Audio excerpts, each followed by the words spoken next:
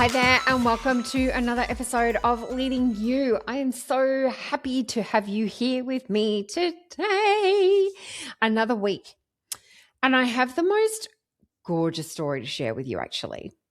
This is something that happened to me on my walk this morning. So I started out just a normal day, normal morning. I went for a walk along the Yarra River in Melbourne. And, normal Wednesday, there's lots of people out running and walking and cycling. And it was a nice morning. I was listening to a podcast. And I always take notice of my surroundings and who I'm passing, and it's just something that I do. So a little way into my walk, I noticed this dad was walking his little baby. Nothing special about that, I know.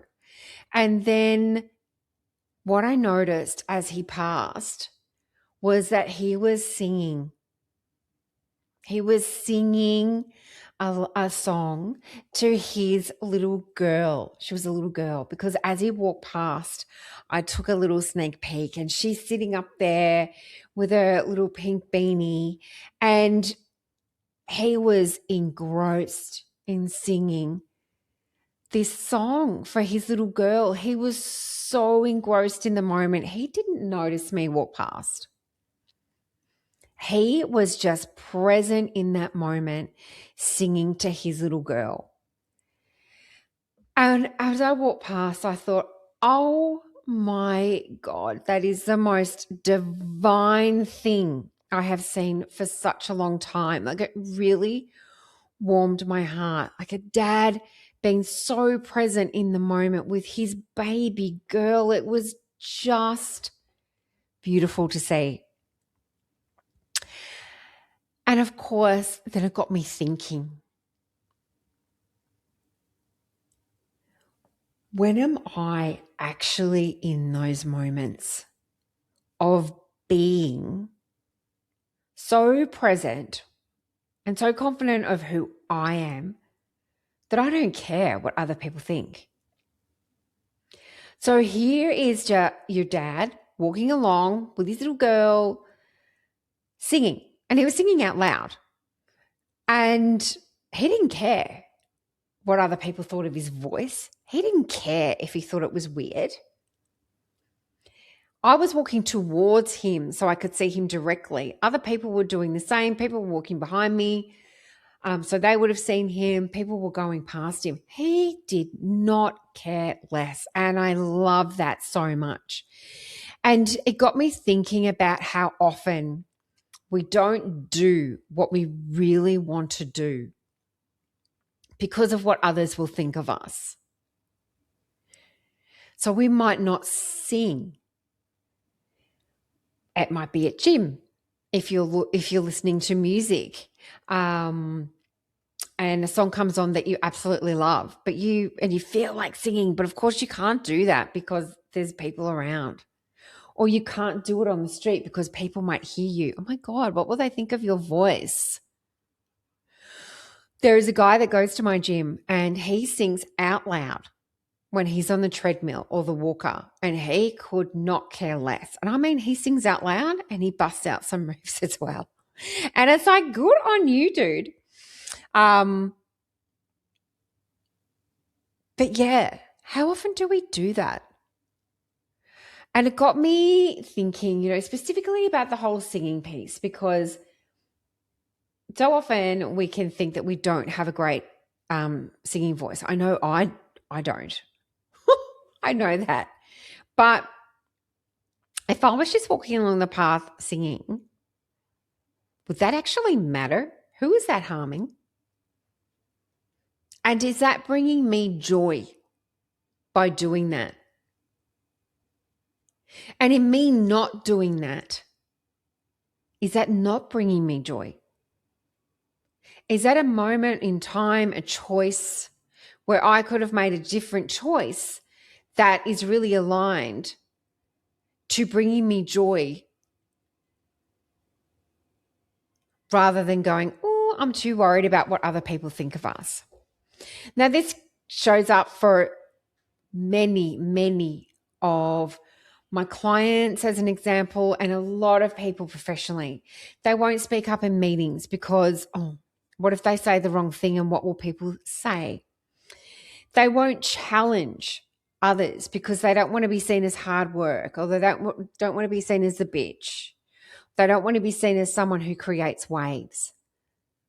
So they won't challenge assumptions. They won't call out people who are gaslighting others around the table. They won't call out things that really are out of alignment with their values and the organization's values. People won't put an idea forward because, what if they step on someone else's toes and what will they think? There's so much we don't do because of what other people are going to think of us. And we just miss out on those moments that the dad had with his baby girl, of being present, of being joyous in that moment. And there's so many reasons as why we do this. It's that we're taught that fitting in is safer than standing out. Like, oh my God, you don't want to stand out. What will people think of you? You're a target. Like that tall poppy syndrome that is so alive and well in Australia, particularly in the business landscape. It's like, oh my God, what will people think of you? And the second thing is we confused being judged with being seen. And they're definitely not the same thing. They're definitely not the same thing. And the third thing is we overestimate how much anyone is actually watching what we do and caring. Most people are too busy managing their own invisible audience to focus on yours. Most people do not care about you more than they care about themselves. And that is just a fact in life. And as an example, say if you were walking along and you have your headphones in and you want to start singing, and you do, and someone looks sideways at you, so what? Who the hell cares? They might be looking sideways at you thinking, wow, I wish I had the guts to do that. I wish I was confident in myself to do that. She's having such a great time, which is exactly how I looked at the dad this morning. I couldn't even tell you what his voice was like, right? It was just that moment in time that he was creating. And as I said before, and so many things that we don't actually do. And the cost isn't necessarily dramatic. Like, you're not going to feel it like a knife in the chest type moment, but it's the cumulative effect. It's, you get smaller by the degrees, by those 1%ers that you don't realize. And then one day you look back up, you look at your life and you realize you've been performing and not doing what you want to do for so long that you have lost track of the person that you actually are. We can wear so many different hats for different people. And I know that for a fact because that is what I used to do, because I was so worried about what people would think of me.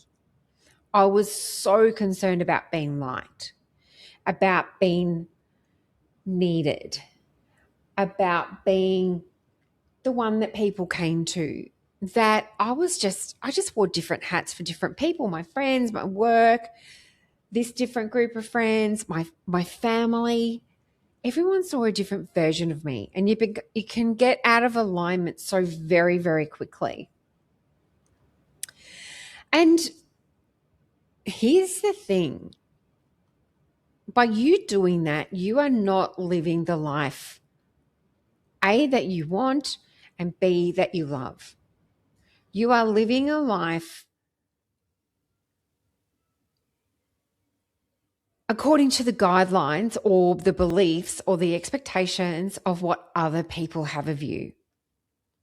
That's no way to live your life. No way. And you might think, what has this got to do with the dad singing to his baby? Well, it's got a lot to do with that moment and his actions. Because he wasn't trying to teach me anything. He wasn't trying to prove anything. He was just being a dad.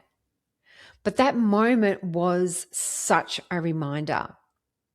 The most connecting, memorable, real moments don't happen when we're performing. They happen when we're in the moment.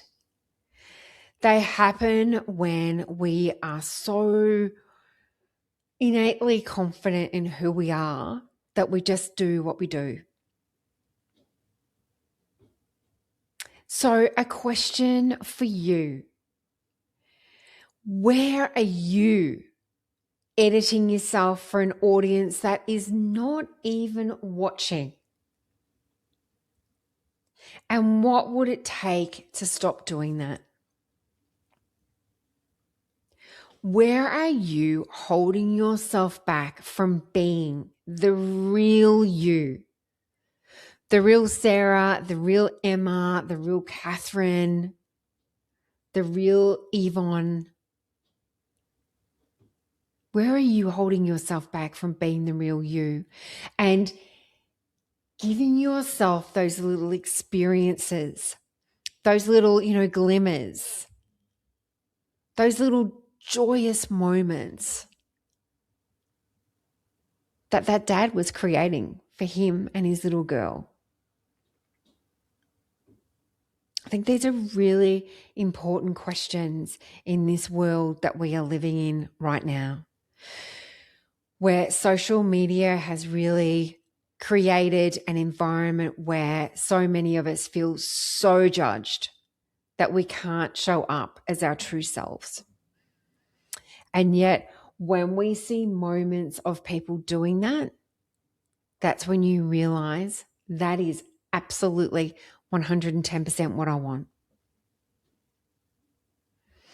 So